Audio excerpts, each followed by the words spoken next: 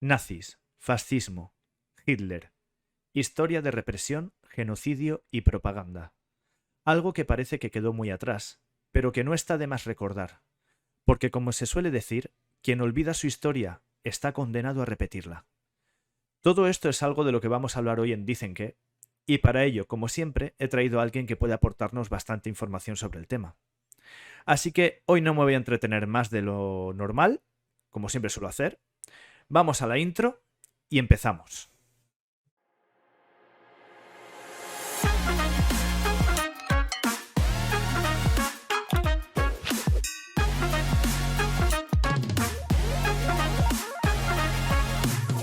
Dicen que, el podcast del que todo el mundo habla.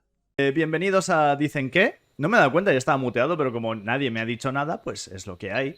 Hoy he traído aquí a una persona a hablarnos de todo el tema de los nazis y de la guerra y del fascismo, de Hitler, de Franco y de todo esto.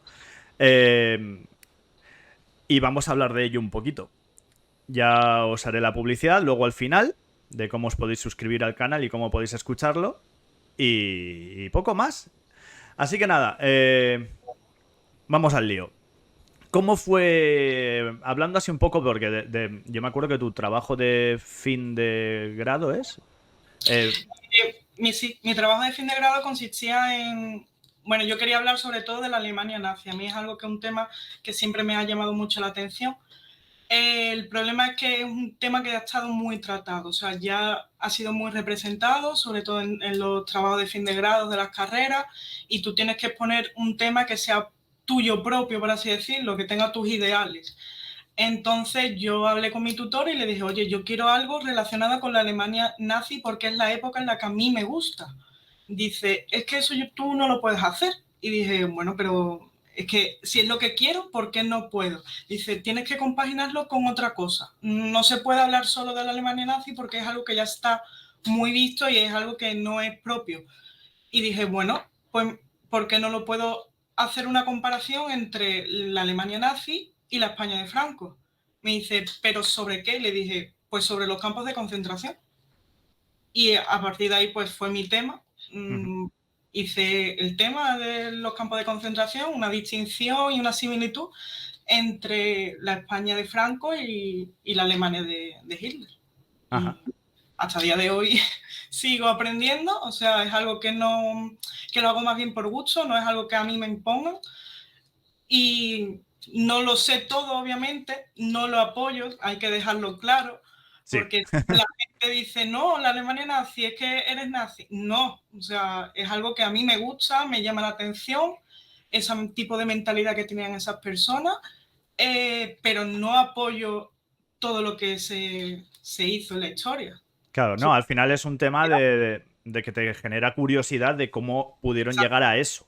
Exacto, es que a mí en realidad desde muy pequeña siempre me ha llamado la atención, sobre todo porque, bueno, como tú sabrás, mi segundo apellido es alemán, Sí. entonces a mí siempre me ha llamado la atención de la gente que siempre me decía, no porque tu madre es alemana, no porque tu madre es alemana, y yo decía, ¿por qué? O sea, era una cosa que yo desde pequeña no entendía, ¿por qué por mi apellido ser alemán tiene como, ¿sabes?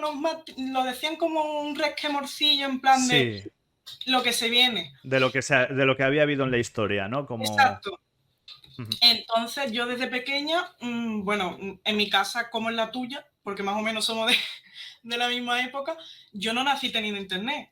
O sea, yo todo esto lo que aprendí desde las enciclopedias, yo me ponía a leer por mí misma, lo poco que venía en las enciclopedias, y a partir de ahí, desde que ya tuve internet o más libros, podía tener acceso a lo mejor a los documentales del National Geographic, ya a partir de ahí fue una cosa que fue volando, o sea, me gustaba todo. Repito, no lo sé todo, no soy experta, simplemente lo hago por gusto y hasta el día de hoy pues sigo aprendiendo. Claro, si es que esto al final es como todo. Hay gente que le gusta pues la historia del Imperio Romano y no quiere decir que vayas a coger y a meter gente en un coliseo a que se mate Exacto. y apuñalar a políticos por la espalda, ¿no? Simplemente pues como historia te gusta saberlo, documentarte y ver un poco cuál era la mentalidad de la gente y qué llevó. Porque al final lo que he dicho en la intro, quien olvida su historia está condenado a repetirla. Y hay mucha gente que es partidaria de esas movidas, de lo que pasó en aquella época. Sí. Es bastante emergente a nivel mundial ese vértice político, por así llamarlo. Pero bueno, nosotros en concreto vamos a hablar de Hitler y de Franco, que es en lo que basaste tu trabajo de fin de grado. Ujú. Y para eso me he preparado unas cuantas preguntas. Y Vale. la primera, por así decir, facilita.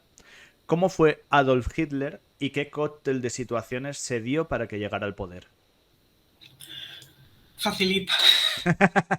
A ver, ¿cómo fue? Depende también de lo que tú leas y de la mentalidad que tú tengas al leer ciertos libros que hablan de cierta persona. O sea, yo puedo leer un párrafo de Hitler y lo interpreto a mi manera y tú lo interpretas a otra. Para mí fue una persona muy sádica, pero también bastante lista. O Ujú. sea, tanto él como todo su imperio, por así decirlo, no los apoyo, efectivamente, como ya he dicho antes, no los apoyo, pero sí que es verdad que tenían una mentalidad muy avanzada en tanto electrónica, en tanto armas, en medicina, cosas que han llegado a día de hoy que nadie más ha podido estudiar.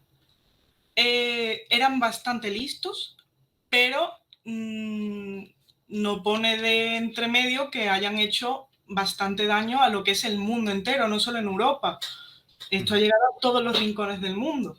Entonces, para mí Hitler era un tipo muy raro, básicamente es la palabra, era muy raro porque era inteligente, pero no llegaban a tomarle el pelo, pero tampoco se salió con la suya. Y aparte era muy sádico, muy narcisista, era muy egocéntrico.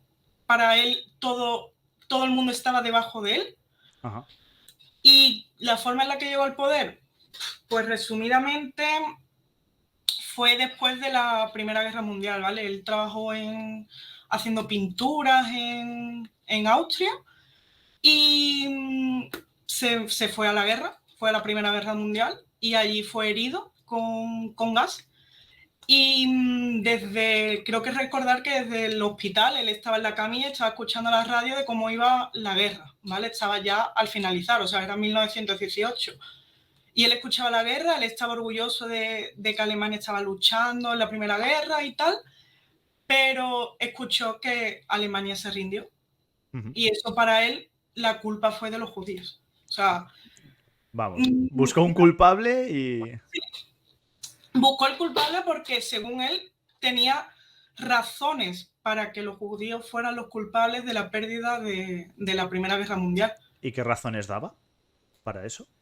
A ver, esto ya también viene muy de la Edad Media, ¿vale? Los judíos eran muy perseguidos, el antisemitismo estaba en toda Europa, entonces los judíos siempre, quiera o no, siempre se estaban moviendo de un país a otro, nunca residían en un mismo sitio. Tenemos que hacer una distinción también en dos grupos de judíos, por así decirlo, los judíos del este, de la Europa del este, ¿vale? Que básicamente eran judíos 100%, por así decirlo. Es decir, sus tradiciones las seguían a rajatabla, iban todos los días a la sinagoga, rezaban, comían los productos típicos de los judíos, todo así. Y después estaban los judíos del occidente, que eran los que habían nacido en Alemania, tras el éxodo ese que hubo por la persecución de los judíos en la Edad Media. Eran alemanes, básicamente, porque si tú naces en Alemania, eres alemán. Exacto, sí. ¿Sabes? Entonces tenían descendencia judía, pero sus tradiciones eran alemanas. O sea, ellos no practicaban la religión judía, no iban a sinagoga, se comportaban como alemanes, vestían como alemanes, hablaban en alemán, no hablaban en el idioma de los judíos. Entonces, ellos mismos, los alemanes o sea, los judíos que nacieron en Alemania fueron los que lucharon en la Primera Guerra Mundial. Apoyaban a Alemania porque era su país. Y aún Aunque, así, aunque ¿cómo se fuesen le pagó? judíos. Exactamente, aunque fuesen judíos, ellos mismos luchaban por su país. el problema fue cuando Hitler pensó que los judíos estaban haciendo una conspiración contra él y contra todo lo que es el imperio alemán. Bueno. Entonces se le fue una vuelta de tuerca totalmente y dijo, es que los judíos tienen la culpa de que nosotros hayamos perdido la guerra. Y empezó a unirse gente a esa idea, ¿no? A partir de ahí, pues, inculcó unas leyes que se llaman las leyes de Nuremberg, porque se hicieron en Nuremberg, como los juicios, en el que había dos leyes principales. ¿Pero ahí había llegado ya él al poder? Sí. ¿Pero cómo llegó realmente? ¿Cómo llegó? Pues había un pequeño grupo de antisemitas. Lo bueno de Hitler, que como te he dicho antes, aunque esté loco, por así decirlo, era una gran persona en el sentido de que era muy inteligente. Era también muy buen orador, se le daba muy bien la oratoria, o sea que a la hora de hacer la propaganda se le daba muy bien a convencer a la gente mediante las palabras.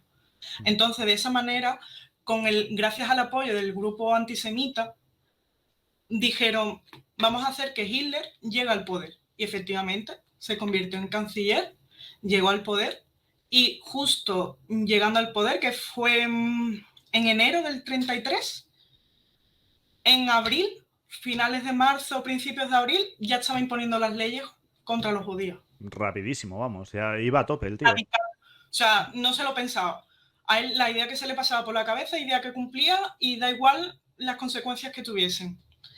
Entonces creó las leyes de Nuremberg, consistían básicamente en defender la patria alemana, todo lo que fuese ario, el cuerpo, la mentalidad aria, todo. Y aparte, intentar tener la mínima relación posible con los judíos, en esa misma ley. Es decir, tú siendo alemán, tú no te podías casar con una judía. Todavía no estaban perseguidos como tal, pero sí que ya empezaban a plantar las barreras. Exacto, ya había distinción, ¿sabes? Como Alemania, imagínate tu calle, en tu calle viven alemanes, en la calle de enfrente viven judíos. No podían estar, tu vecino no podía ser judío, la tienda que tú tenías abajo no podía ser judía. Básicamente porque Alemania se nutría de tiendecitas, independencias así, que los judíos crearon por sí mismos con el sudor de su frente, con su dinero, y ellos mismos proporcionaban los productos necesarios para los demás judíos, ¿sabes? Como si vas aquí al chino, pues entre un chino y otro chino, pues tomaban la comida, toma tal, y más o menos se van defendiendo entre ellos, ¿vale? Los judíos crearon sus propias tiendas, tiendas que fueron cerradas, no les permitía trabajar, no les permitía relacionarse con los alemanes. Era como un campo de concentración dentro de Alemania, ¿sabes? Dentro de cada ciudad, de cada pueblo. Aparte tenía otra de las leyes de Nuremberg, eran que tenías que ir con la señal de la cruz de Israel. Tenías que ir básicamente de que te vieran y decir, este es judío. Sí. Sin tú preguntárselo, ¿sabes? A simple vista lo tenías que ver. Tenían que ir marcados, vamos. Exacto, como los cerdos en el matadero, igual, marcados. Es que no tenía otro nombre. Entonces también tenían que adoptar nombres. O sea, tú imagínate que te llamas un nombre judío, ¿vale? Pues los hombres tenían que llamarse Israel, y de segundo nombre, el nombre tuyo propio de nacimiento, y las mujeres se tenían que llamar Sara, y de segundo nombre, pues el suyo de nacimiento. O sea, todos estaban marcados, tanto por los nombres como por las insignias. Sí. Después de eso pasó a que tu casa también tuviese la bandera judía. O sea, estaban por todos lados. Ibas a cualquier sitio y tenías que presentar los papeles. En tu pasaporte te ponían una J de judío y o sea, por fuerza, es que no te podías esconder por ningún sitio. Bueno, y eso para los judíos tuvo que ser como... Muy duro. O sea, es porque yo, siendo judío, me tengo que identificar con la gente. O sea, soy una persona, no soy judío, soy una persona ante todo, ¿no? Da igual mis creencias, pero es lo que impuso Hitler y su ejército. De esa manera llegó a perseguir a los judíos durante muchísimos años. Sí, porque desde ese punto hasta que empieza a encarcelarlos, bueno, a meterlos en campos de concentración y todo eso, ¿cuánto tiempo más o menos pasó? Pues pasaron, podría ser perfectamente poco tiempo en realidad, ponle 1 año, 2 años, no estoy segura tampoco mucho el tiempo, porque los campos de concentración se van abriendo y cerrando, ¿vale? Porque a lo mejor uno es más efectivo y los van cambiando a otros. Entonces, pero desde el principio, desde el 33 que Hitler fue ascendido, desde ese momento fueron perseguidos. Entonces, a causa de ese marcaje siendo judío y ese miedo, porque imponían su política mediante el miedo, los judíos se fueron. Emigraron a todos los países posibles, incluso a países donde ellos habían nacido, y no querían volver, pero tuvieron que volver. El problema es que, dado a tanta cantidad de personas, porque no estamos hablando de 1.000 y 2.000 personas, estamos hablando de 15.000 y 20.000 personas que te podían aparecer todos los días en la frontera. El problema fue que el resto de países no les dejaban entrar. Era muy difícil, muy complicado. No era tan fácil entrar porque necesitabas unos papeles que tú no tenías, necesitabas tiempo. Cuando tú entras a un país, la persona en plan como el país, necesita un tiempo para buscarte un sitio donde rehabilitarte, darte dinero para que puedas sobrevivir en el país, ¿sabes? Como hacer la convivencia más amena. Y era imposible, porque eran tantísimas personas, muchas familias.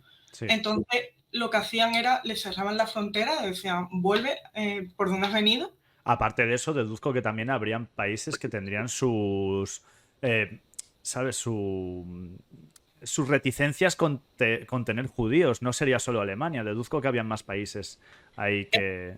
A ver, efectivamente, por ejemplo, España obviamente no aceptaba a nadie, las fronteras estaban cerradas, igual que Italia.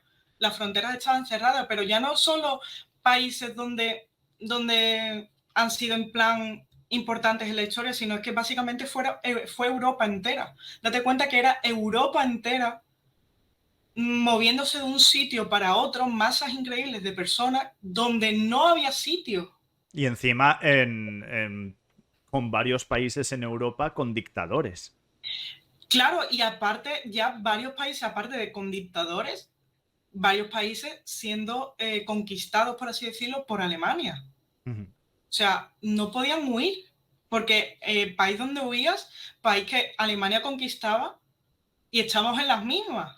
Ujú. Es que es como, estoy huyendo de mi casa, de mi barrio, de mis amigos, de mis vecinos, de mis padres, para acabar en un país donde me van a hacer lo mismo. Voy a estar perseguido. No había ningún sitio donde tú dijeras, aquí puedo estar tranquilo, no voy a tener miedo de ser judío.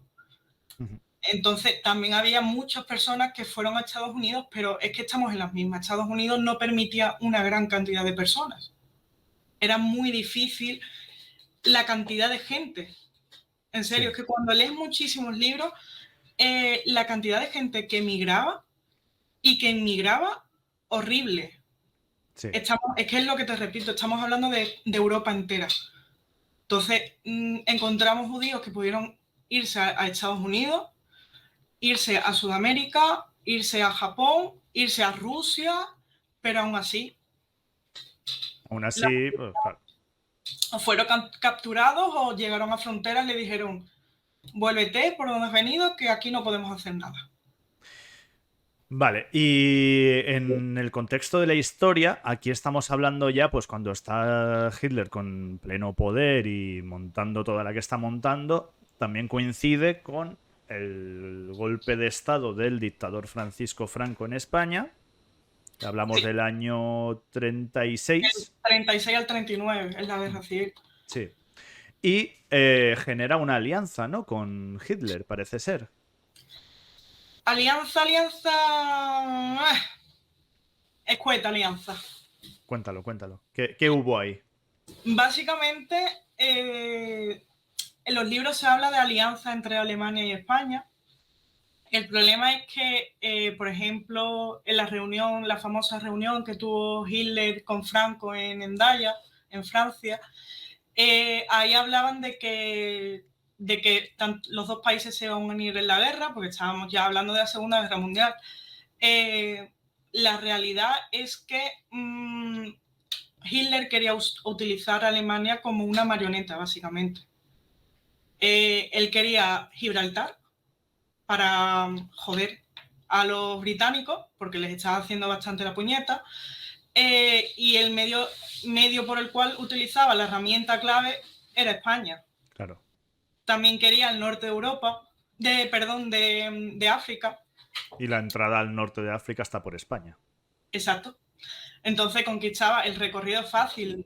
Te ibas desde Alemania, parabas en Hendaya, ¿vale? Hacías tus trámites con Franco, él te dejaba pasar, abrías la frontera, te dejaba pasar, conquistabas Gibraltar, le dabas por saco a los británicos y de ahí ya me paso al norte de África, conquisto Marruecos, le doy el coñazo otra vez a los británicos y ya de parte conquisto Egipto, que eran sus planes básicamente, los de Hitler. El problema es que Franco como persona lo vemos muy, siempre en los vídeos lo vemos muy, que parece que le puedes dar coba. Yo lo veo así en algunos vídeos y digo, este hombre no era muy espabilado para la época, pero era un hombre que en realidad actuaba bien, vamos a ponerlo entre comillas, bien en lo que es su mentalidad, ¿vale? En su represión. Uh-huh. Él no permitió que Hitler, yo también doy mi opinión, ¿vale? Obviamente no es de lo que yo he leído, no estoy 100% segura, son cosas que es muy difícil averiguar. Pero por lo que yo he leído, él no permitió que Hitler entrase en España. No hubo una alianza con Hitler. Básicamente porque Hitler quería conquistar todo lo que te he comentado anteriormente sin darle nada a cambio a España. Uh-huh. Y aparte, España era imposible que pudiese entrar en la Segunda Guerra Mundial. Uh-huh. Básicamente porque ha salido ahora mismo de una guerra civil. Sí. Y no eres tan rica económicamente, ni socialmente, claro, ni políticamente, como Alemania, por ejemplo, como para luchar en otra guerra. Claro, cuando sales de una guerra, pues el daño económico que hay es tan grande que, claro, no podía entrar en la Segunda Guerra Mundial y menos apoyando a Alemania, porque es que entonces ya nos hundían. Ya no es por tanto porque nos hundían, sino porque en ese tipo de personas lo que conseguían o lo que querían era poder. O sea, a ellos les daba igual hundir a España, básicamente. Con que sean famosos, entre comillas, y conseguir el poder y aliarse con Alemania y con Italia, la Italia de Mussolini. Yo creo que con eso estaría contento, pero Franco no lo permitió. Recuerdo leer un artículo en el que decía que cuando se metieron en el Erika era el tren donde viajó Hitler, se metieron en un vagón entre Franco, Hitler, los intérpretes y algún político más, ¿vale? De cada país. Qué pena que no descarrilara. No, pero hay una anécdota que decía que Hitler ya estaba en plan impaciente, ya le salía humo por la cabeza porque el tren de Franco se retrasó. Uh-huh. Se retrasó 8 minutos porque decía que las vías de España estaban horribles, en un estado de las carreteras eran horribles. Sí. Entonces se retrasó y eso ya a Hitler no le gustaba. Porque estaba ya cabreado. Estaba cabreado. Entonces se metieron en el Erika y lo que propusieron es lo que te he dicho. Hitler decía, quiero conquistar Gibraltar, quiero conquistar el norte de África, así conquisto también Egipto de parte. Yo aquí soy dueño de toda Europa y como dueño de toda Europa, tú me debes hacer caso. Y Franco dijo, quieto parado, que yo acabo de salir de una guerra y toda España está bajo mis manos. Entonces decía, yo te apoyo si tú a mí me das algo a cambio. Él decía que no. Hitler decía, ¿cómo te voy a dar algo a cambio? Es imposible. Yo aquí no hago cambios, ¿sabes? Yo exijo y tú si eso entras en la guerra. Lo quería tener como sirviente. Como una marioneta, en realidad. O sea, quería que le abriese la frontera para pasar por España y conquistar lo que a él le diese la gana, porque España era la entrada, como tú has dicho, la entrada a África. Uh-huh. Y era la mejor forma posible de conquistarla. pero Franco dijo que no. ¿Y eso cómo le sentó a Hitler? Porque... Pues hay una foto en la que Franco, orgullosísimo, le da la mano. Hitler tiene la mano en plan caballero, ¿vale? Y Franco con las dos manos abraza a su mano en plan de muy típico español de caluroso, por así decirlo. Sí. Y eso a Hitler como que le sentó en plan de no te columpies, ¿sabes? Que estás hablando conmigo. Que te conquisto. Exacto, básicamente. Estás hablando conmigo, aún así, Franco le dijo, si conquistas Europa, yo te voy a apoyar, a pesar de que tú no me des a mí lo que yo quiero. Ujú. O sea, que básicamente era un súbdito, un esclavo, Sí, una marioneta. se rendía ante él. Dice, si acabas conquistando Europa, yo aquí, tu sirviente. Exacto, yo estoy para ti, pero tampoco soy tonto. Quiero algo Ujú, a cambio, pero jamás se lo iba a dar. ujú. Y gracias a Dios, voy a decir que no aceptó el trato que le hizo Hitler, porque no sé dónde estaríamos ahora mismo. Ujú. Y el tema de, porque tú, por ejemplo, en lo que estudiaste, una de las cosas que has dicho ha sido el tema de los campos de concentración. Sí, Y hablamos de que en España hubo campos de concentración. ¿Eso era por órdenes de Hitler? no, por órdenes de Franco. Ajá. O sea, él tomaba, básicamente el fascismo tomaba ejemplos de los demás países, ¿vale? Al fin y al cabo era una represión, te quitaba los derechos humanos y todo, casi todo era lo mismo. El problema es que, por ejemplo, en España no había tantos recursos como podía haber en Alemania. Por Para eso, hacer los experimentos y tal. claro, es que si tú, por ejemplo, yo te hablo de campo de concentración, a ti la primera imagen que se te viene es Alemania, Sí. pero aquí también hubo. Ujú. Yo, por ejemplo, no sabía que había tantos campos hasta que hice el TFG.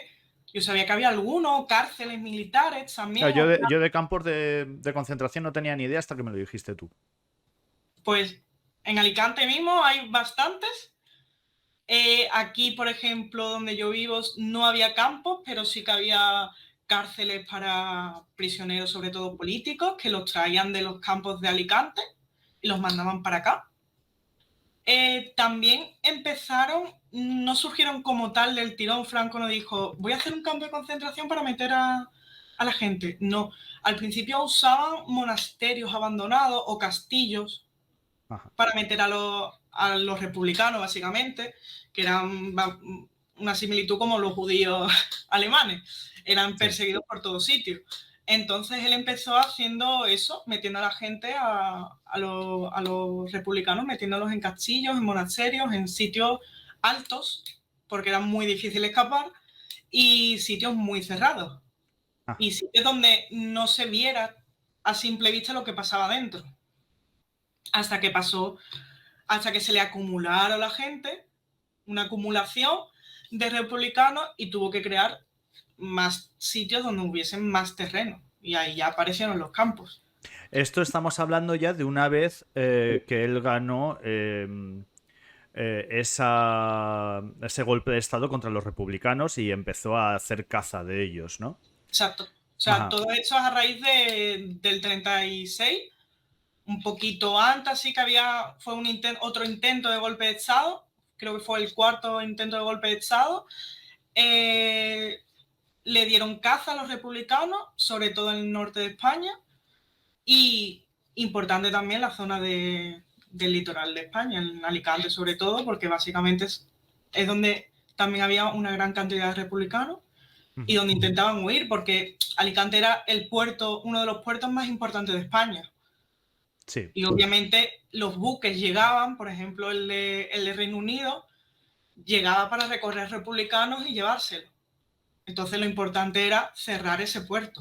Sí, ahí hay varias noticias, porque yo de temas de Alicante, como soy de ahí, pues leo bastantes cosas de la historia y demás. Y, por ejemplo, lo que has dicho de los barcos y eso, hay un comandante, lo que pasa es que ahora no me acuerdo el nombre, hay un comandante británico que vino a recoger vino por orden de sus jefes y demás para comerciar, y le dieron una orden estricta de no llevarse a nadie. Porque claro, había mucha gente, muchos republicanos que querían huir. Y el hombre, cuando llegó y vio a 15.000 personas que estaban huyendo de que se los iban a cargar, los subió al barco y se los llevó, desobedeciendo las órdenes. Consiguió salvar a esas 15.000 personas y luego creo que a los 6 meses o así le hundieron el barco y lo mataron. Una Es pena. que, Tiene una figura en el puerto de Alicante ese hombre, porque salvó a claro, mucha gente.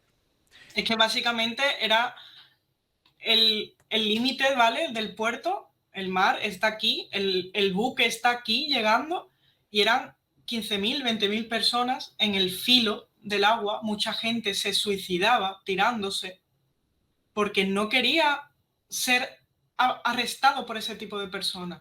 O sea, imagínate tú que estés entre el agua, entre la muerte básicamente, y enfrente tengas a la muerte, porque eran militares. O sea, Franco había mandado a todos los militares a conquistar Alicante para evitar que huyesen, para Sí. meterlos en los campos de concentración y evitar que esa enfermedad, por así decirlo, como eran los republicanos, se extinguiese por todos lados.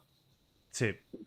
Mira, estaba viendo, y digo, porque quería saber el nombre y se llamaba, el capitán se llamaba Archibald Dixon y Sí, su barco era el Stanbrook. sí, el Y Stanbrook. salvó, porque he dicho yo una cifra y la he dicho así, dice, fue el responsable de las más de 2.600 vidas que se subieron al último barco que escapaba de la represión que el bando franquista iba a aplicar a los republicanos con el final de la guerra civil. Sin embargo, para el recuerdo parece que solo ha quedado el nombre del navío, el Stanbrook, que sufrió 2 ataques desde que zarpó de Alicante el 28 de marzo del 39 y logró llegar poco tiempo después a Orán. Pues tela. Y luego se lo cargaron, ya digo. Pues poco antes de esto, porque yo pensaba que esto había sido después, poco antes de esto pasó una de las mayores masacres que ha habido en Alicante, que siempre en España cuando se habla de la guerra civil, cuando se habla de todo el tema este de Franco y demás, se recuerda mucho a Guernica, a lo que pasó en Guernica, al bombardeo, por el cuadro de Pablo Picasso, que es bastante famoso ese cuadro. Pero hay otra matanza que fue en Alicante, que es la del Mercado Central. Que de esa se sabe, o sea, se sabe mucho, pero se habla muy poco. Y yo tengo aquí un poco el pequeño diario de cómo fue, ¿vale? Y la verdad que pone los pelos de punta. Porque aquí dice, el miércoles 26 de mayo de 1938 a las 11:18 de la mañana, entre 7 y 9 aviones italianos, porque recordemos, Franco estaba aliado con Mussolini también, por lo cual Habían eh, tropas habían italianas también ayudando, claro. exacto. Entonces salieron entre 7 y 9 aviones italianos bajo las órdenes de Franco, salieron desde Mallorca a bombardear con hasta 90 bombas la ciudad de Alicante. No hubo alarmas. Nadie se enteró. Y eran las 11:15, o sea, las 11:18 de la mañana. ¿Qué quiere decir esto? Que encima las bombas no cayeron en zona militar. Cayeron en zona civil. Claro. Un mercado. El mercado central de Alicante, que además si tenéis la opción, la gente que estáis escuchando, de ver una foto del mercado central, es muy bonito. Y si ponéis mercado central bombardeo, os queréis arrancar los ojos porque da bastante pena. Dice, entre esas 90 bombas, alguna de esas bombas cayó en el mercado central de Alicante, lleno de mujeres, niños y hombres que iban a hacer la compra como cada día. Estaba lleno el mercado central. Aquello fue una de las mayores matanzas ocurridas en aquellos tiempos, dejando 311 muertos y más de 220 heridos, y hasta 100 cadáveres sin identificar.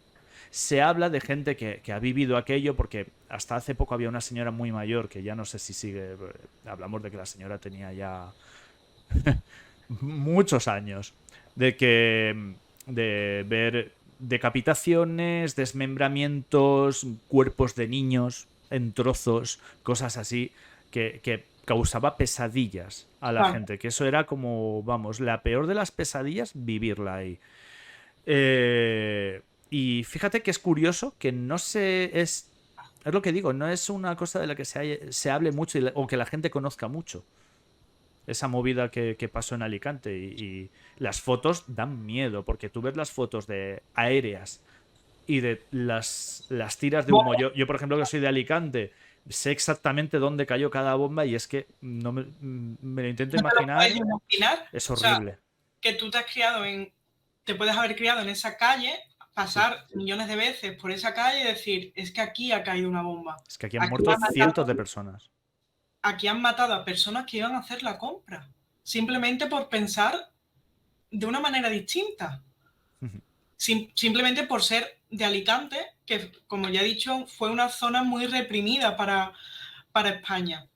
Y el problema también estuvo en Alcoy. Básicamente todo lo que es el tema de Alicante empezó en Alcoy. Ah, mira, Porque, eso no lo sabía. Yo es que ahora estoy viviendo en Alcoy. porque en Alcoy estaba en la prisión, una prisión militar, estaba Primo de Rivera, entonces lo que querían era fue fusilado. Lo encarcelaron y del tirón fue fusilado. Entonces, Primo de el Rivera era, para dar contexto. hijo de Primo de Rivera. Sí, pero quiero decir que ¿en qué bando estaba? En el El republicano, me refiero. republicano. Sí. Creo que estaba en el republicano. Ah. Que claro, son muchos datos, entonces ya se me va. Pero es eso lo que empezó ahí. O sea, y a partir de ese momento, de ese acto histórico, Alicante estuvo ya En el punto de mira. Claro, estuvo en el punto de mira de Franco. Y fue una zona muy reprimida. Se crearon muchos campos de concentración en Alicante, que no es que digamos que sea territorialmente no muy amplia, ¿sabes? No es a lo mejor como Castilla y León o Castilla-La Mancha, que tú dices, bueno, es pequeña dentro del mapa de España, pero hubo muchos campos y uno de ellos fue el de Albatera, que fue uno de los peores campos que pudo haber en toda España. Y el de los almendros también. De lo que has estudiado, ¿qué cosas has visto que sucedieron ahí? En esos campos de Alicante, pues como te he dicho, el de Albatera fue donde hubo más masacres. Ya no tanto como matar y fusilar a personas, sino como dejarlos morir de hambre, dejarlos que se muriesen trabajando. Fotos también de la manera en la que vivían, no tenían... Era una zona que no había carretera, básicamente, todo era tierra, entonces eran más propensos a enfermedades, te morías de hambre o te morías por una enfermedad, no comías, las latas te daban a lo mejor en todo el día una lata de sardinas, y esa lata de sardinas la usabas después de un vaso, como vaso, ¿sabes? Para beber un poco de agua. Sí. Fue uno de los peores, y el más conocido también es el de los almendros, que ahora mismo está siendo investigado también para hacer memoria histórica. En ese lo mismo, o sea, es que los metías en el campo, no eran a lo mejor como los campos alemanes, ¿sabes? Que cogías a la persona y la hacías trabajar y te morías trabajando. En este también, pero básicamente como que los abandonabas. Ajá. Los dejaban ahí a su suerte y que murieran de hambre y de cualquier enfermedad. O de una diarrea mala, o de cualquier cosa, o te invadían los piojos, estaban llenos de piojos, no eran rapados, no tenían un cuidado, entre comillas, a lo mejor como los alemanes, que quiera o no, eran rapados la cabeza y eso intentaba prevenir un poco más a los piojos. Simplemente eran abandonados. Su única comida, en la de los almendros, su única comida era un árbol, las hojas de un árbol, que era el almendro. Solo había uno en todo el campo y se comían las hojas. Arrancaban las cortezas de los árboles para comerlo. Uf, qué duro. Y es horrible, o sea, los abandonaba en plan de a ver cuánto duras. Vamos, una de las peores muertes que puede haber. Porque sabes que de ahí no sales. Muchísimos de ellos morían de inanición, o sea, es que era imposible. Que prefiero que me fusile, ¿sabes? Sí, sí, No, te pegan claro, un tiro y fuera y no dejas de sufres. sufrir. Pero como eras republicano, tu misión en este mundo, según Franco, era sufrir por ser republicano y por pensar que todo está, ¿cómo decirlo? Que la iglesia, según los republicanos, la iglesia no era buena, España no era buena, tener un rey no era bueno, todo eso, todo lo que conlleva un republicano. Entonces Sí. eso para el franquismo Todo lo que era era, todo lo que era no aceptar las bases que están establecidas era, era era malo. como si fueras el diablo. Sí, En no, persona. no podías tener un pensamiento crítico y decir, oye, ¿y si esto cambia igual No, mejora? No. no, El porque te pro- metían un tiro. Vamos, lo que sería a día de hoy ser progresista no estaba bien visto. Exacto, ¿no? O sea, tú te tenías que adaptar a la Gran España, como le llamaba Franco. Yo voy a hacer la Gran España. Y la Gran España va a ser que tú pienses como yo pienso. Te impongo a que pienses como yo.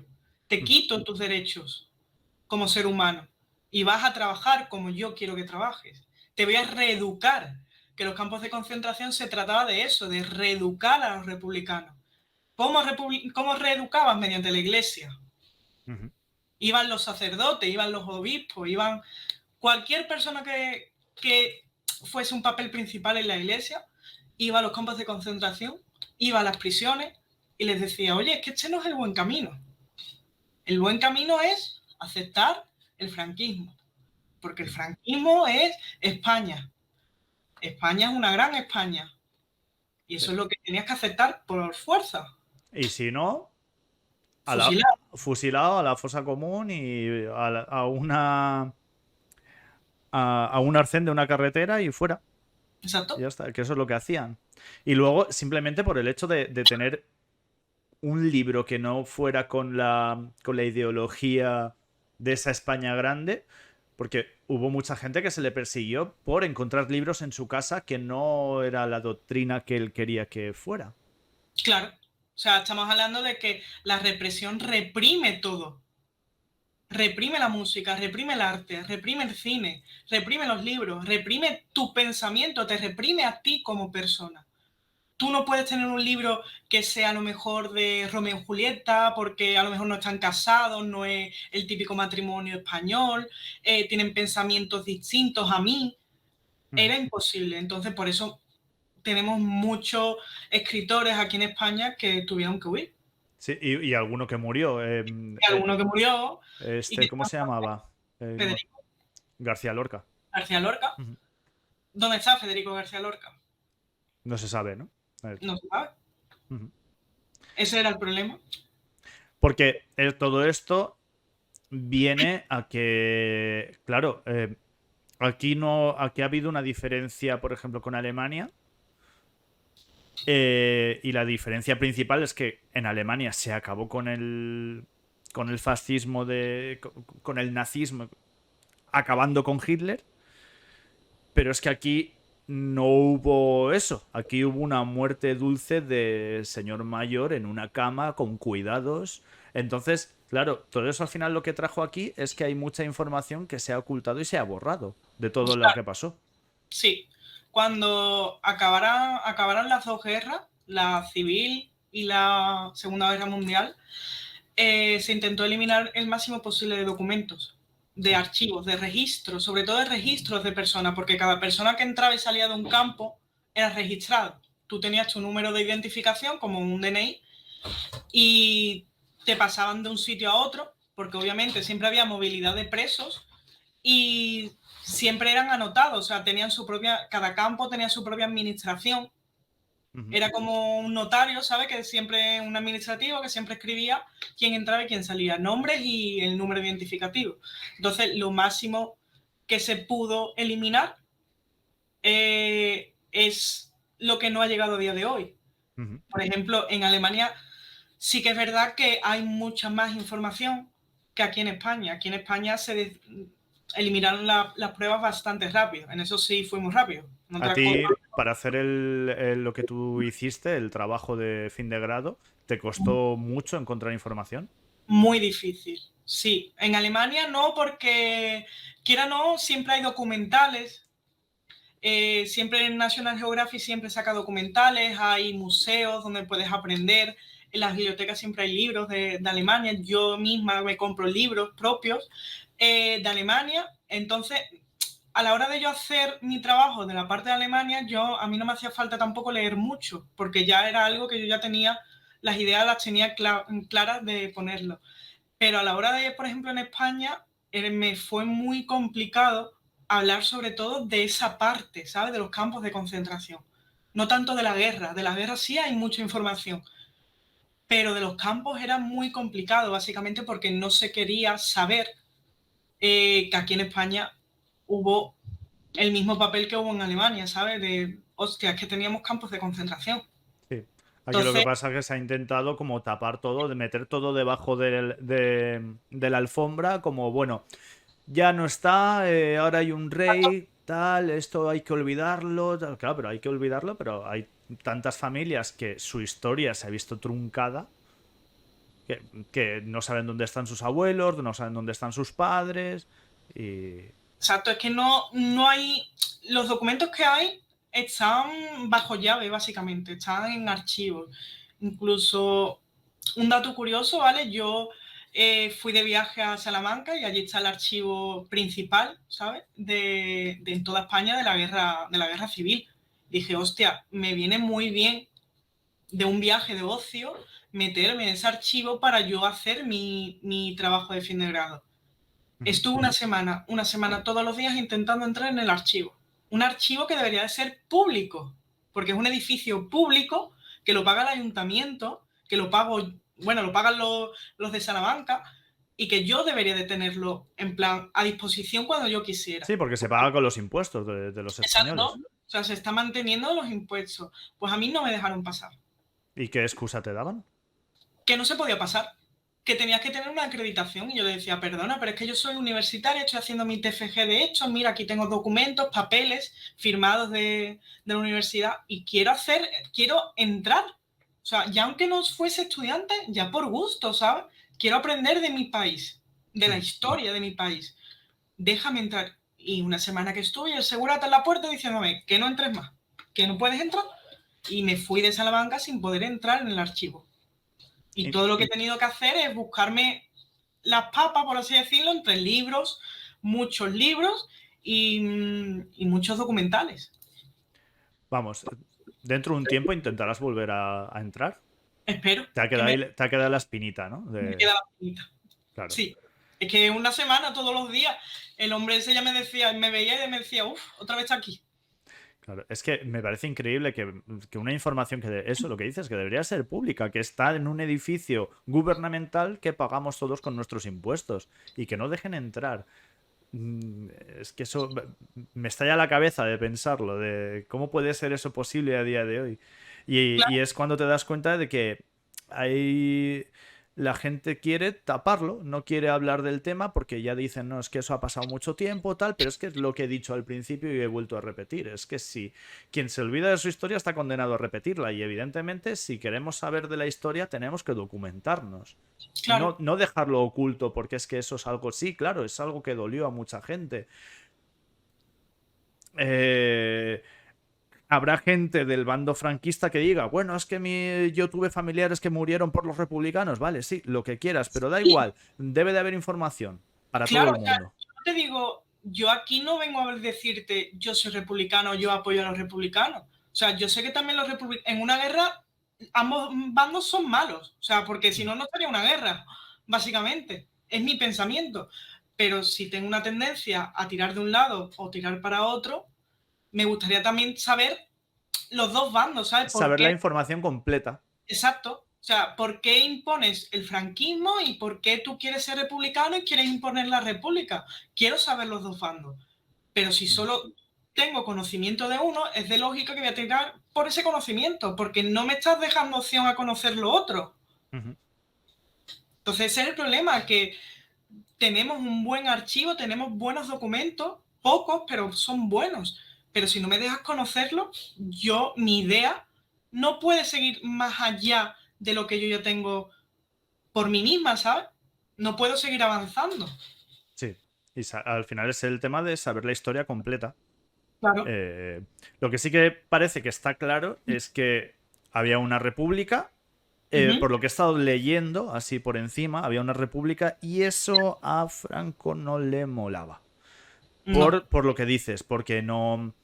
no había un buen concepto sobre la iglesia, porque se pensaba de una manera un poquito más progresista y eso pues no casaba con ese pensamiento tan de patria, familia, iglesia que tenía Franco, y ahí es cuando empezó él a movilizarse para intentar hacer el golpe de estado y al final hasta que consigue hacerlo. Entonces, claro, sí que he visto desde ese punto, podemos ver de que había una paz y un señor no le convencía esa paz con esas leyes y quiso crear su propio estilo. Entonces, en ese aspecto, pues, claro, ves que sí puedes leer la historia completa, pero dudo mucho que mejorara el punto de vista de alguien, más allá de que alguien haya tenido beneficios familiares por ser próximo a Franco, dudo mucho que alguien al final pueda apoyar eso. Es que es muy difícil que, no digo imposible, ¿no? Pero si tú estás criado en una familia, como tú has dicho, muy tradicional, muy de apoyo a Franco, porque los republicanos son malas personas, porque ir en contra de la iglesia es malo, porque la democracia horrible, es muy difícil que tú a día de hoy cambies, ¿sabes? Diga, pues quiero una república aquí en mi país. Uh-huh. Es muy complicado, porque es lo que te digo, es como una enfermedad que está muy dentro de ti, es muy difícil que te cures de eso. Yo lo veo así.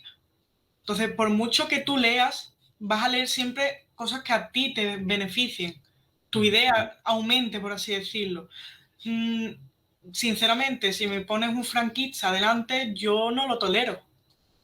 Y mira que debo de tener el libre pensamiento, escuchar ambos bandos, pero yo no puedo tolerar algo que tu país, que es el mismo que el mío, ha hecho y ha reprimido a tantas personas por pensar distinto a ti, que es un pensamiento que no te hace daño, no te está imponiendo como tú estás imponiendo, no te quita los derechos. Ahí está el tema, ese es el tema, que hablamos de o apoyar a gente que reprime si tienes un pensamiento distinto a la iglesia, que reprime si tienes un pensamiento distinto a la familia tradicional, que reprime, o un bando que no reprime. Tú piensas así, bueno, piensas así, tú tal, bueno, tú tal, pero yo considero que todo el mundo tiene los mismos derechos y los mismos deberes. Pero ahí está el tema. Entonces, hay un represor y un reprimido. Exacto, y siempre lo va a haber. Yo creo que siempre lo va a haber, porque el ser humano está hecho para ser inconformista, como para mí eran los franquistas, por así decirlo. Digamos, en una democracia pacífica, entre comillas, republicana, sí, ibas en contra de la iglesia. Bueno, a lo mejor algún republicano iba a la iglesia. Seguramente. En aquella época, en el año 30 y pico, lo más probable. Lo más probable, y tenía su familia normal, entre comillas, por así decirlo. La mayoría estaban casados y tenían hijos, y trabajaban del campo, y trabajaban en las minas, y trabajaban en fábricas. Pero por ser distinto, por no querer un rey que me represente, que yo quiero una república, me vas a reprimir a mí los derechos. Cuando la Constitución está puesto que hay derechos y deberes de todo español y todo el mundo es igual, por así decirlo. Que se lo digan a Juan Carlos. Exacto. Que se lo digan. Por eso te digo que en realidad no puedo estar, después de leer tanto y aprender tanto, yo no puedo apoyar a una persona que me ha reprimido durante tantísimos años y que a día de hoy puede estar haciéndolo. Sí. Sí, que el pensamiento de la gente que es afín a ese espectro político, es que llamarlo espectro político. Bando político. Sí. No ha cambiado su ideario. O sea, sigues viendo que es la gente de fuera es mal, la gente homosexual. Las familias que no son. Que no son hombre y mujer. Es mal. Sí. Ir en contra de la iglesia es mal. Sí. Eso no ha cambiado. O sea, la base de eso no ha cambiado para la gente que defiende. Así que. Hablando de eso de la iglesia, ¿cómo intervino la iglesia ante la imagen de Franco a la hora de estar en el poder? Pues lo apoyó bastante, básicamente porque tomaba beneficios, por así decirlo. La iglesia se imponía ante el Estado, ¿sabes? Entonces, como ya te dije, intervino muchas personas que estaban en la iglesia, intervino muchísimas personas en los campos de concentración, porque, como ya te he dicho, Alemania consistía en asesinar a las personas mediante mediante trabajo que a mí me va a beneficiar para la Segunda Guerra Mundial, y España no era tanto para la guerra, sino para reeducar a la persona. Era como que encima te tengo que dar gracias, ¿sabes? Porque no me fusilas del tirón, me intentas reeducar, me das como una otra oportunidad para poder vivir en España. ¿Y dejaban salir a la gente que al final se mostraba como partidaria de, oye, he cambiado, ya no soy republicano, tal? Sí, pero es que era muy difícil también cambiar, ¿sabes? 100%. ¿Tú cómo vas a enseñar? Tú imagínate que eres obispo, ¿vale? Y como obispo eres un profesor. ¿Tú vas a enseñar a tu alumno republicano a base de golpes? A base de obligación. O sea, vas a pensar así porque yo soy de la iglesia y la iglesia apoya a Franco. Era muy complicado que tu pensamiento cambiase. Y si cambiaba, a lo mejor era por miedo, como te dije antes. El miedo es lo que trataba a la persona a hacer cosas que no quería. Claro, por supervivencia. Por supervivencia. O sea, si yo tengo que salir de aquí para ver a mi esposa y ver a mis hijos vivir tranquilos, yo hago lo que tú quieras. Viva Franco, levanto la mano y canto el cara al sol, si hace falta. Que nadie corte esto para dejarlo fuera de contexto, este clip, ¿eh? Que si no, no puedes volver a salir a la calle. También como castigo, entre comillas, les obligaba todos los días a cantar el cara al sol y a levantar la mano, tanto en las prisiones como en los campos. Y era algo que sonaba continuamente. Entonces es como, encima que estoy aquí muriéndome, me estás martirizando, ¿sabes? Poniéndome esta banda sonora que no me representa. Claro, que va totalmente en contra de mis principios y me lo tengo que comer todos los días. Exacto. Hablando del tema, volviendo al tema de los campos de concentración, en este caso vamos a volver a los campos de concentración alemanes. A los verdaderos. Sí. Más allá de que obligaran a la gente a trabajar para un beneficio para los propios alemanes, se habla de que hubo experimentos y vamos, que hicieron 1000 perrerías con ellos. ¿Qué cosas has visto o has leído que hicieron, que llegaron a hacer? A ver, los experimentos llegaron casi al final, ¿vale? De lo que es la Segunda Guerra Mundial. Estamos hablando entre el 43 y 45. Sobre todo con la llegada de Josep Mengele, el conocido Ángel de la Muerte. Fue un científico que desde siempre estaba obsesionado con las cosas más sádicas que te puedes encontrar. Entonces, a la hora de él estudiar y aprobar medicina, apoyaba obviamente a Hitler y tuvo la oportunidad de entrar en el campo.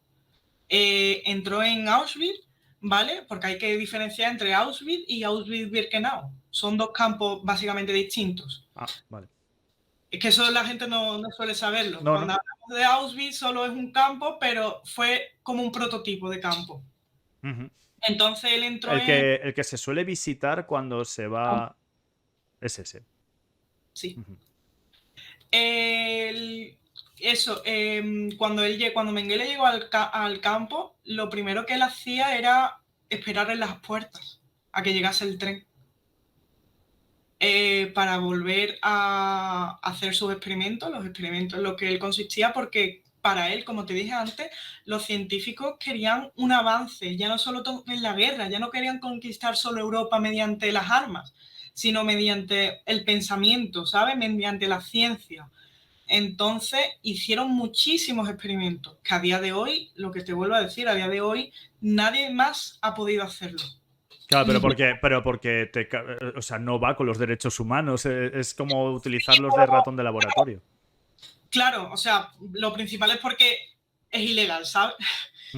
pero que nadie más ha intentado decir, bueno, si ellos hicieron esto, voy a intentar sacar otro remedio por algún sitio a ver si puedo avanzar un poco en un estudio. Ahora te doy un ejemplo, por ejemplo, de un experimento.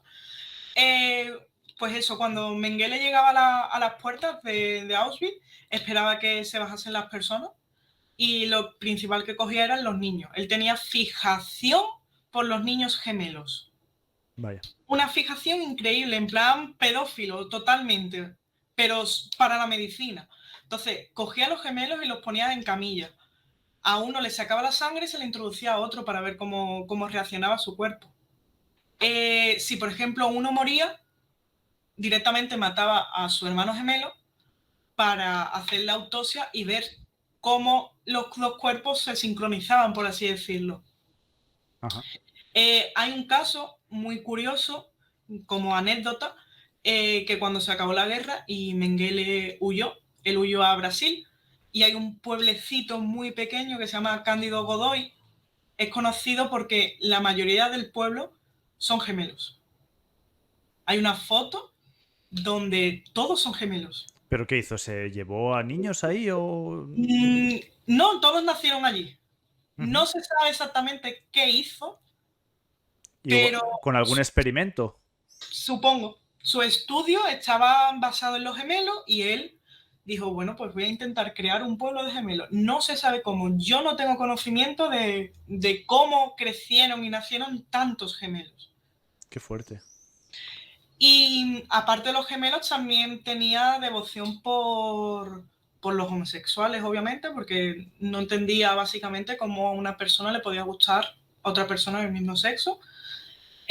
También por los gitanos.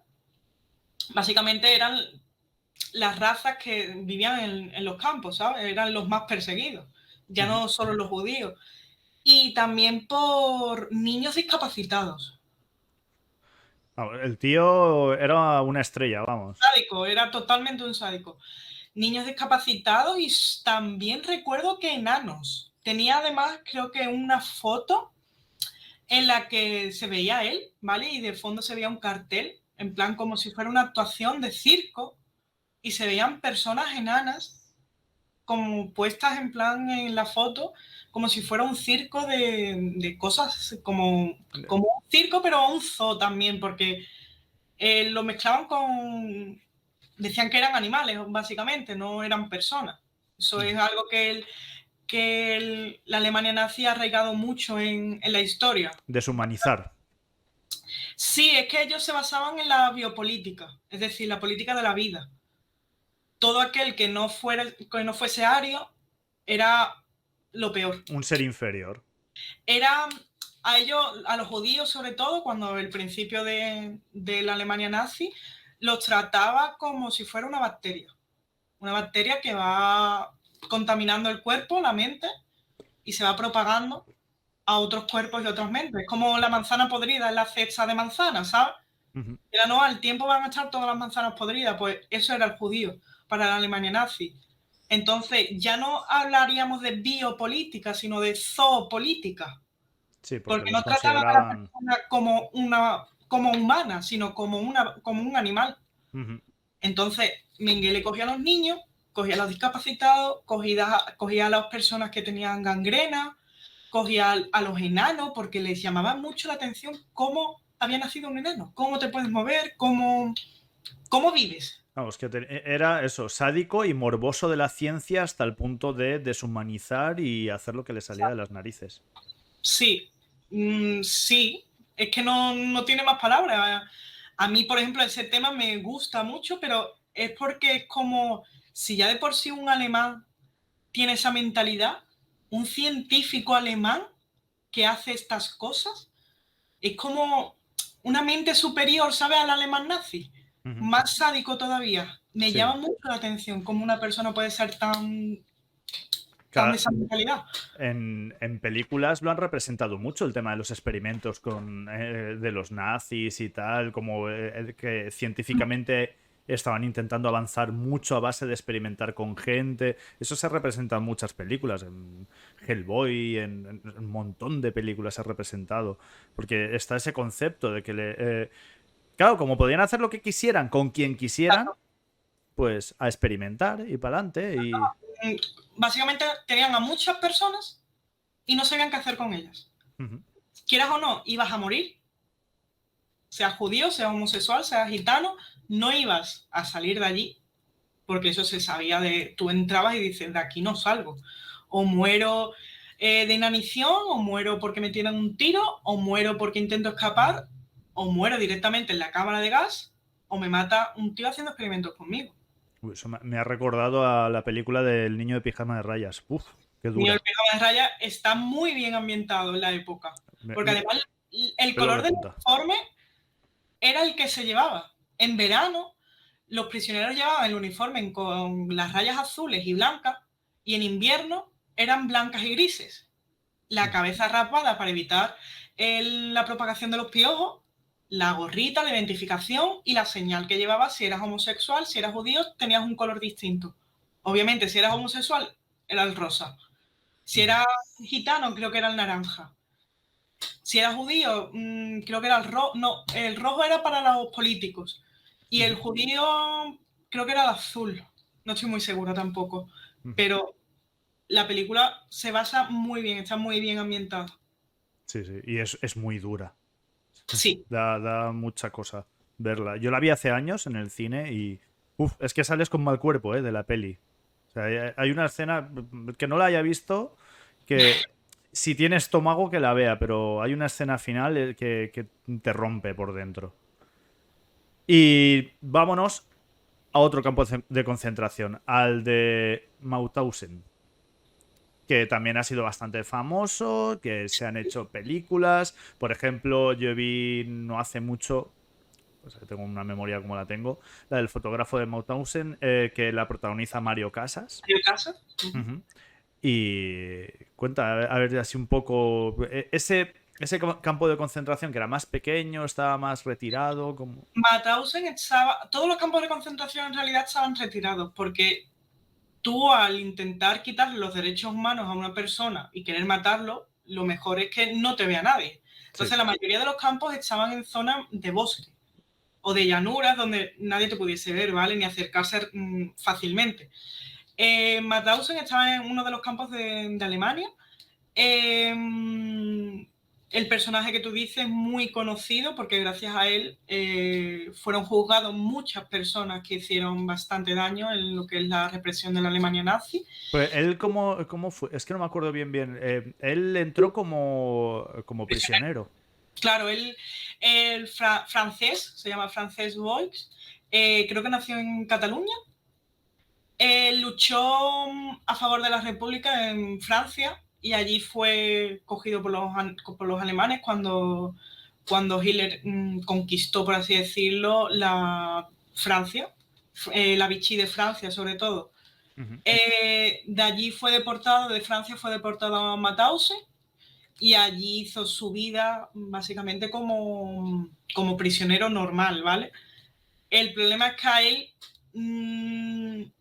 hizo un vuelco en la historia, básicamente porque se encargaba también de la administración, se consiguió un trabajo en la administración, porque no solo trabajaban en la piedra, en las carreteras y tal, sino también en el papeleo, también tenían era como, los campos de concentración era como una pequeña ciudad.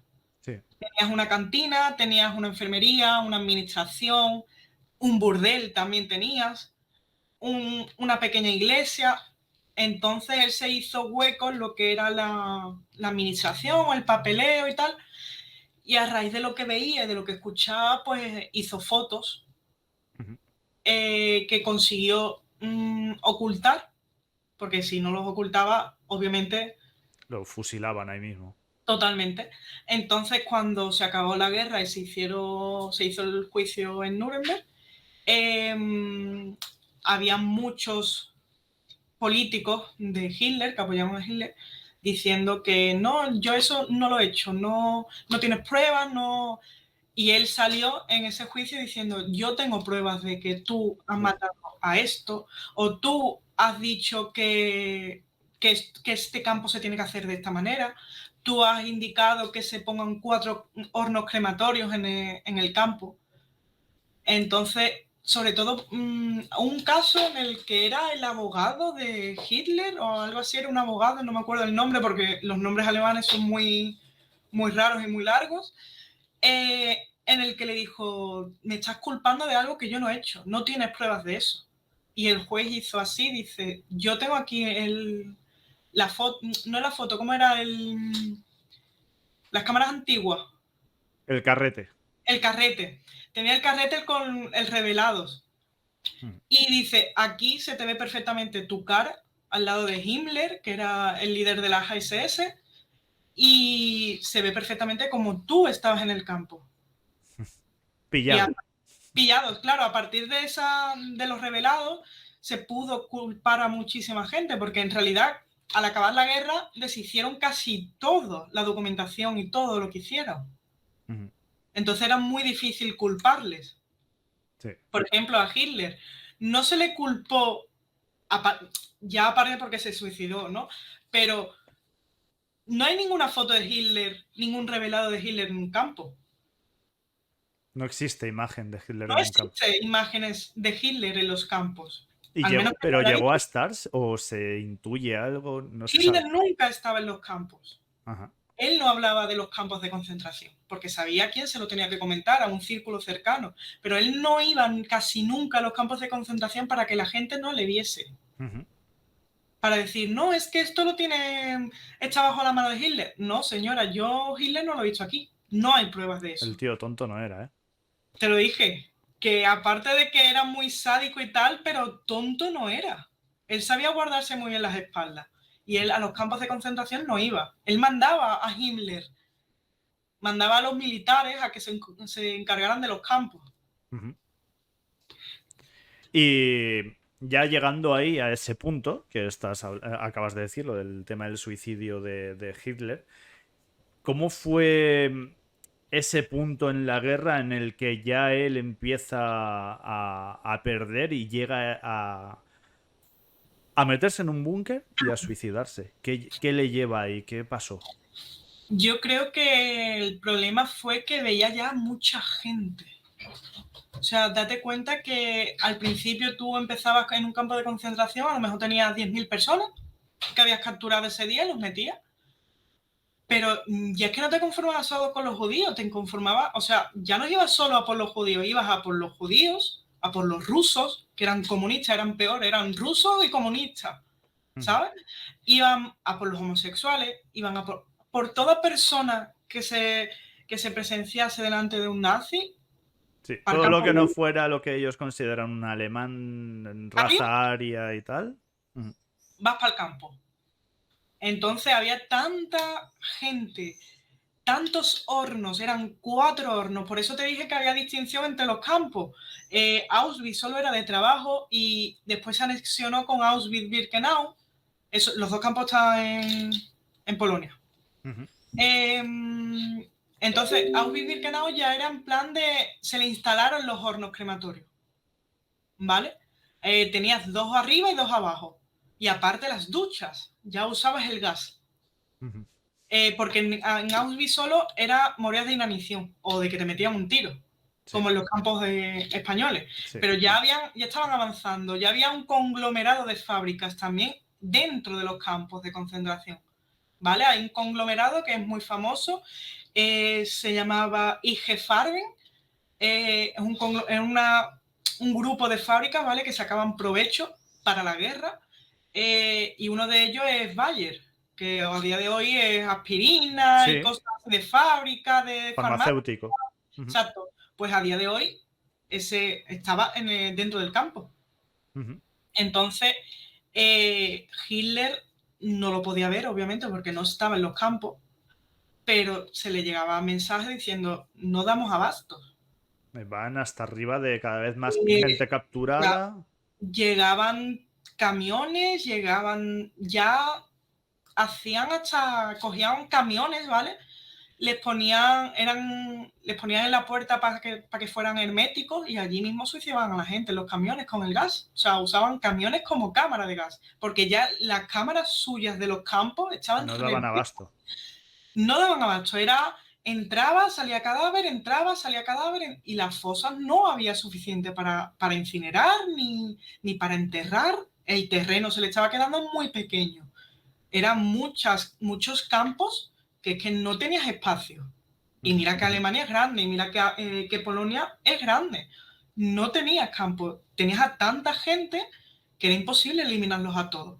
Algunos se te escapaban, obviamente, por eso tenemos a día de hoy indicios de lo que pasaba allí, Sí.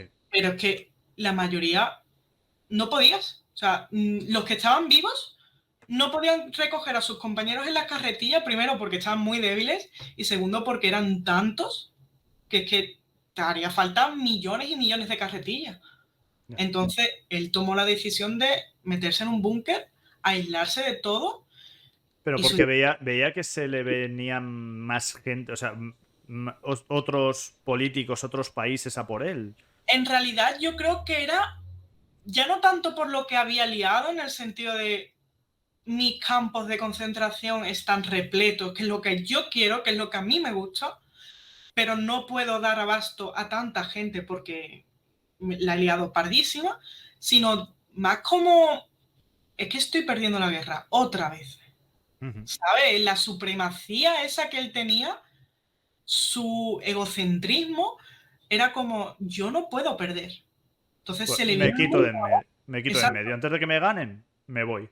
exacto, porque sabía perfectamente que a día de, vamos, cualquier día, Europa y el mundo entero sabría lo que pasaba. Y como te digo, esto era algo que estaba muy oculto.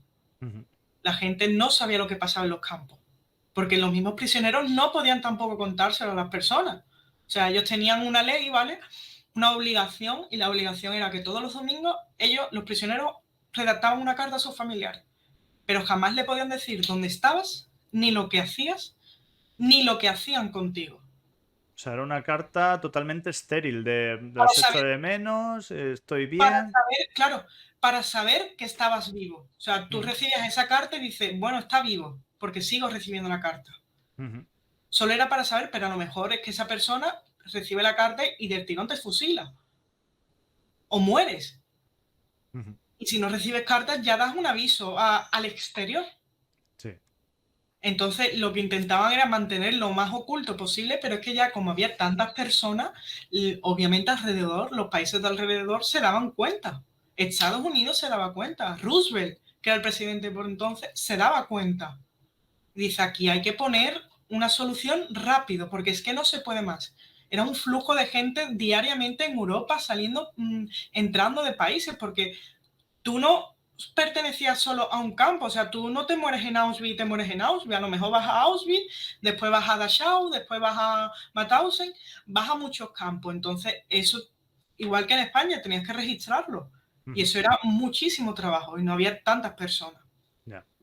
Entonces llegó el momento en el que se vio tan amargado, por así decirlo, tan hasta arriba, de decir, se me está hundiendo mi imperio. Se me ha ido de las manos esto. Ujú. Me han, mm, o sea, saben lo que estoy haciendo, me han descubierto, ya no es secreto, ya saben que yo, aunque no he ido a los campos, soy el culpable. Ujú. Y la mejor solución, pues antes de ser juzgado, me mato, Ujú. básicamente. ¿Y cómo se descubrió que se había suicidado? ¿Quién llegó? ¿Quién vio eso? ¿Fueron propios alemanes que lo anunciaron? Eso en realidad no estoy muy segura, ya no, ¿sabes? Porque a mí lo que me gusta es el centro de lo que es la historia de los campos de concentración, no me gusta ni el principio ni el final, Sí. me gusta más el pegote de información. En realidad yo creo que justo cuando entraron por la puerta de los campos de concentración en Estados Unidos, los estadounidenses, que digan, los camiones, cuando veían a sus militares caer, él creo que tomó la decisión de suicidarse y decir, vale, o sea, y a lo mejor los estadounidenses verían la explosión del búnker y decir, aquí, obviamente en un búnker es muy difícil que entre una pistola, una bomba, a menos que fuese la misma persona que estuviese dentro, y la única persona que faltaba, si no estaba en su casa, era Hitler. Ya. Y ahí se acabó todo. A día de hoy eso ha arraigado mucho también. Ujú. O sea, se ha acabado los campos de concentración. Me gusta cómo está planteado los campos de concentración hoy en día como museo. Ujú. Me gusta verlo porque es algo que, es lo que tú dices, veo la historia, Sí, sé que no debo hacer. exacto. A mí lo que me han dicho, gente que ha ido a ver el de Auschwitz, por ejemplo, que si vas a hacer un viaje y vas a ver... Auschwitz está en Polonia, ¿no? Pero ¿cómo se llama la ciudad en la que está? Es que no me acuerdo. Eh, Muchos nombres ya. pero me dijeron, si vas, déjate lo del campo de concentración para el último día. Dice, porque Mal, mal. sales mal, sales muy tocado de ahí. De ver que ahí mismo todo lo que pasó. Uf, es Yo he duro. estado- perdón, Sí, sí, ¿tú has ido? ¿Tú has llegado a ir a algún campo? no, ojalá. O sea, para mí sería increíble. Ya no por sadismo ni nada, ¿sabes? No porque sea yo, mi mentalidad sea sádica como la de los alemanes, sino ya por gusto, porque es algo que me gusta. Claro, porque has estudiado eso y quieres ver in situ lo que tú has estudiado que pasó, verlo ahí. Es como, ¿sabes? Exacto, es como un monumento. Por ejemplo, cuando yo fui a Alicante y fui al castillo de Santa Bárbara, y a mí me impresionó, ya no tanto como castillo, porque la gente lo ve como un castillo. Ujú, Al fin y al cuentas es un castillo, pero no es tanto cuando has estudiado la historia y no sabías que en esa cárcel, que era un castillo, había muchos prisioneros que murieron, ujú, muchos republicanos que ponían en unas losas, ponían su nombre, sí. diciendo aquí he muerto, aquí vivo.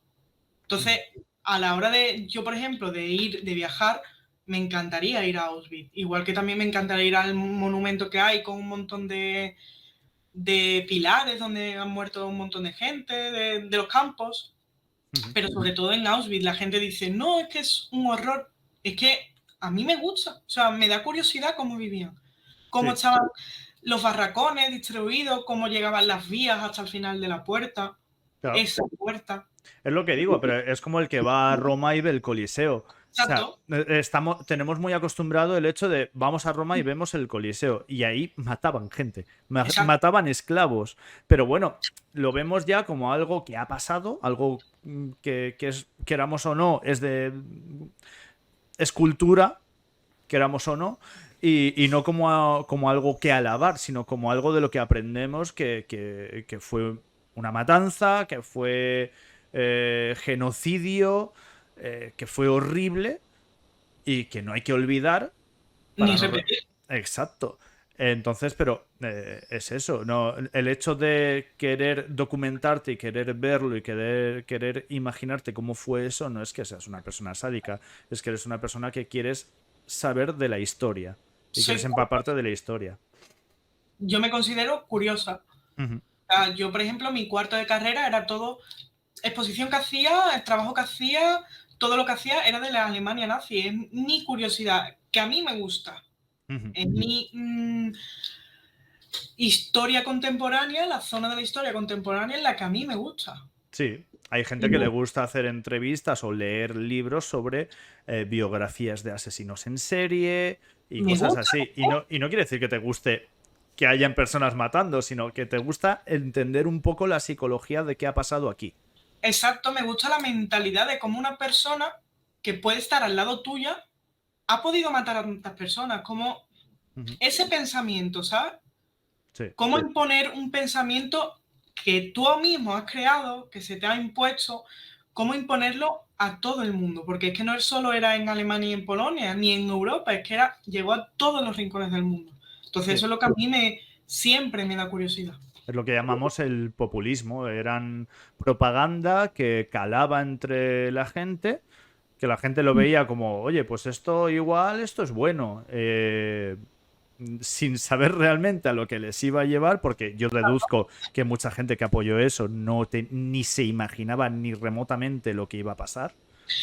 Ya te digo que mediante la propaganda, que es como hacían, básicamente sembraban las semillas de su ideología, mediante la propaganda también sembraban el miedo. Y es lo que te digo, que a lo mejor tú apoyabas al partido nazi porque o lo apoyabas o es lo que te pasaba. Te Ujú. mataban o ibas a un campo de concentración. Es igual que aquí en España.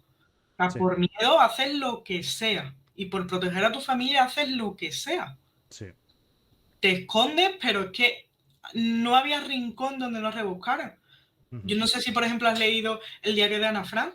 No, no, no lo he leído, la verdad. Ana Frank vivió con su familia mucho tiempo en una habitación muy pequeña de una casa. Era un altillo. Muchísimos años estuvo viviendo allí, porque eran reprimidos, porque eran judíos. Su Ujú. padre tenía una pequeña tienda de productos judíos, fue cerrada y no podía mantener a la familia. Iban detrás de ellos, entonces, al fin y al cabo, al poco tiempo, abrieron la puertecita y eran militares alemanes. Y dijeron, tú, para el campo de concentración. ¿Y qué le Ah, pasó? madre mía, que tú me preguntes qué le pasó a Ana Frank. Ya, claro, es que yo ahí. A ti te. Yo me guío más por otras historias, pero sí, a ti te mola. Pues básicamente ella escribía en su diario, ella quería ser periodista, escritora, y escribía diarios, libros, cuentos para entretenerse, que va a hacer una niña. Sí, pero quiero decir que cuando la capturaron los militares, la llevaron al campo de concentración y La la. llevaron al campo de concentración junto a su hermana y las dos murieron, Ujú. En menos el padre. cámara de gas, fusiladas, como. Pues en esa época supongo que fusilada por cámara de gas. Ujú. Todos los niños que no fuesen gemelos, ni tuviesen ningún problema físico ni mental, o sea, que fueran sanos, entre comillas, directamente pisaban el campo para ir el caminito a la cámara de gas. Ujú. Igual que los ancianos. Un anciano que hacía en un campo de concentración. Si tú no te puedes mover como anciano, Ya, cámara de gas. tela. Pues no, no, lo de Ana Frank no lo conocí. O sea, he oído hablar muchas veces del diario de Ana Frank, pero la verdad es que nunca lo he leído ni he sabido del tema porque no tampoco me he metido. A mis 39 años estoy empezando a ver ahora El Padrino, Bueno, que no lo había visto, ¿vale? Hoy me he terminado la primera. Mañana empezaré con la segunda. Son cosas que pasan. sí, Hay momentos en la vida que te da por unas cosas y hay otros que te da por otras cosas y tal. Y así funciona. Y vamos a aligerar ya, que ya nos hemos metido en todo esto chungo, nazi, alemán. Vamos a aligerar, vamos a finalizar el podcast hablando, como a mí me gusta, de series o películas. Recomiéndame. ¿Qué serie dirías tú ahora mismo que te tiene enganchada? Doctor Who. Doctor Who. Wow. Hace muchos años se hizo Doctor Who, sigue a día Muchos. de hoy, ¿vale? Tiene el récord a la serie más larga de la historia. Date cuenta que Doctor Who empezó en el 60, Ujú. en la época de los 60. Está dividido en dos partes, ¿vale? La época antigua, por así decirla, que es la que empezó, no se conservan muchos datos porque date cuenta que antes la cinta se grababa encima para grabar otra cosa y eso se pierde. Pero me estoy viendo la segunda parte, que es básicamente la moderna. Sí, la que empieza por David Tennant, ¿no? Creo que es el No, este actor. es el segundo Doctor, hay otro antes. Es que yo empecé a ver la nueva, pero igual empecé más adelantado o algo, no lo sé, no me acuerdo cuál fue el primero entonces. Pero sí, yo estuve viendo por lo menos una temporada, sí que me vi. Lo que pasa es que el humor británico a veces me entra, a veces no. Y Ya, con Doctor Who no me entraba. O sea, sí que me vi una temporada entera, pero a mí me pasa mucho con las series, esto lo he comprobado hablando con mucha gente de series, es que a mí una serie me tiene que dar, cuando termina el capítulo, el cliffhanger para engancharme para el siguiente. Si no, me pierdes. es que eso, por ejemplo, a mí me pasa con Doctor Who. El avance me engancha el tirón. O sea, Sí. así que es verdad que hay algunos capítulos que tú dices son de relleno, como en cualquier serie. Y más Como, después de tantos años. y más, exacto, estamos hablando que salió en 2006, 2007 la primera temporada, o sea, que ya tiene años. Pero a mí es que eso de viajar, como te digo, soy curiosa, me gusta aprender de todo, aunque sea fantasía, ciencia ficción. Pero eso de espacio, tiempo, de viajar a un planeta, a otra galaxia, que así ahora hay otros monstruos y no sé qué, eso a mí me llama mucho la atención, entonces me parece divertido. Y Y, aparte, como lo uso para escuchar inglés y sacarme y- idiomas, y el inglés británico, que no es nada fácil, que por lo menos el americano se medio entiende, pero es que el británico, tela. Me he acordado de los Daleks. los Daleks. Los Daleks. Me acuerdo también que además van con la pistolita, es que es muy gracioso. Y de la chica que era una lámina de piel porque se había operado tanto Y era una mujer. que Se sale en la primera temporada. es una mujer que es una lámina de piel estirada. Un pellejo. En pellejo, sí. O sea, Sí, es sátira de la gente de esta moda de las operaciones estéticas y tal. Es una sátira al final de pero al ese final personaje. Sí. está guay porque en algunos capítulos sí que es verdad que entran en la Primera Guerra Mundial, se encuentran con soldados y tal. Entonces, quiera o no, está relacionado. Cosas también de la historia, conoce a Shakespeare, intervienen con Shakespeare. Es que te va tocando en realidad cosas de la historia, aunque sean cosas inventadas, pero está Sí, basada en historia. como hicieron muchos años después aquí con el Ministerio del Tiempo. Igual. Ujú. No la he visto, pero sí que me han recomendado que es muy buena. Pero es que no tengo tiempo. Lo tengo muy largo también. Yo estoy ahora viendo Obi-Wan Kenobi, como no, como buen friki. Eso es lo que toca. Y This Is Us, ya lo he dicho en varios podcasts. Lo que pasa es que me acabo de enterar, voy por la sexta temporada y me acabo de enterar de que termina en la sexta. O sea, ya estoy empezando a ver el fin y voy a llorar muy fuerte. Y de películas, dime, ¿alguna recomendación de película? De película te iba a decir El fotógrafo de Mauthausen. La vi. La de Mario Casas la vi. Me Yo la sorprendió porque no aguanto a Mario Casas y me Yo sorprendió tampoco, porque la peli me gustó mucho. pero hace muy buen papel. Sí. O sea, tanto físicamente, ¿sabes? Porque obviamente tuvo que perder muchísimos kilos. Ujú. Date cuenta que venía de a 3 metros sobre el cielo, Y estaba está petado, almazado, sí. claro, y tuvo que perder muchos kilos para interpretar a una persona, un prisionero.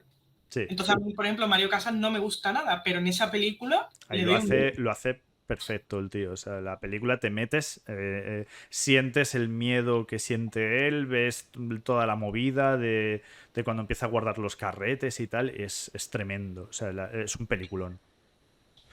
Y si no, pues te puedo recomendar un documental, está en YouTube. Sí, ¿cuál? Creo que se llaman Los españoles en Mauthausen y está bastante bien porque básicamente te cuentan cómo ellos sobrevivieron. Ajá. Mira, Hay algunos que ya han fallecido, obviamente, son personas mayores. me lo he apuntado. Y también hay un libro de lo mismo, aunque ya el libro ya es más difícil que lo lea la gente. Sí, bueno, ahora está muy de moda los audiolibros. ¿Y los podcasts? Lo- Pues nada, yo creo que ha estado bastante interesante esto, ¿eh? Bastante didáctico. Hemos aprendido mucho de la historia nazi y franquista. y franquista, sí. Lo que pasa es que con distintos finales, ya lo Sí, sabemos. Y nada, ha sido un placer. Era un tema igualmente. que sabía que se podía sacar ahí bastante chicha. Y vamos, que me voy con muchas cosas aprendidas de lo que no hay que hacer. Exacto. Y lo que hay que repetir. Exacto. Así que nada, vamos a despedir el podcast. Un placer. Igualmente, muchas gracias. Nos vemos en la próxima. Así que nada, me paso una cámara por aquí. ¡Pam! Me pasa una cámara. Ahí está. Perfecto. Y lo dicho, os hago la publicidad. No os la he podido hacer al principio porque patata, porque estaba muteado. Os la hago al final. Tenéis el podcast disponible a partir de mañana en YouTube, Podimo, iVoox, Google Podcast, Spotify y no sé qué más sitios. Ya no sé cuáles más me quedan por anunciar. Un placer estar con vosotros. Sí que os tengo que decir que la semana que viene no habrá podcast porque son las fiestas en Alicante. Tengo familia, tengo amigos y me toca hacer acto de presencia. Y encima es que el viernes cae el día más importante de las fiestas, que es el de la crema de la foguera, los fogueres de San Joan. Así que seguramente habrá podcast a la siguiente semana, ¿vale? Semana que viene no. Semana de viernes 24 no hay podcast, pero ya el 1 de julio lo más probable es que haya podcast. No sé cuántos más haré, creo que porque quiero hacer un parón en verano, porque voy a estar de vacaciones y quiero disfrutar un poco de las vacaciones, que creo que me hace falta, porque aparte de esto tengo otro trabajo, porque esto no me aporta ni un euro de beneficio. Entonces, como persona currante, necesito descansar. Ya veremos. No sé si parar en el podcast 10, en el 9 o en el 8. No sé. Este es el 7, creo. No sé, ya he perdido la cuenta. Creo que este es el 7.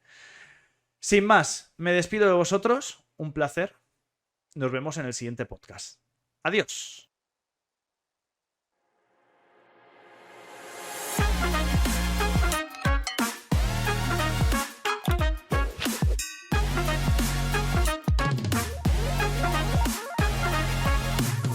Dicen que el podcast del que todo el mundo habla.